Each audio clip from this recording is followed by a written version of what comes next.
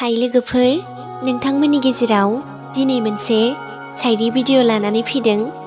शायरीखौ दैथायहरदों अभिषेक Basumatary, district Kokrajhar, गामि बिसमुरि। दानिया फैदो बिथांनि शायरीखौ दान्दिसे खोनासंलांदिनि। ओइ आयै, नोंखौ जोबोद गोसोखांदोंलै आं। नों सोरगोआव मारै दङ आयै? सिमाङावथ' खनसे नुजाफै। नों गोमालांनायनिफ्रायनो सिमाङावबो नुवाखै आं। बे आंनि बावरिया जिउआ माबोरै दं नों नुहुरदोंना आयै?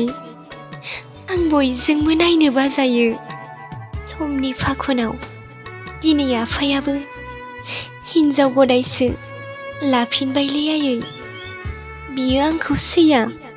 जिउआव आं गोदाव सोराव जानांबाय। उन्दै समनि फाखनाव नों आंखौ नागारलांनाय समाव दुखु जानो रोङाखै आं आयै। नाथाय दा आं जोबोद देरबाय आयै। गोसोखांनानै गाबो आं।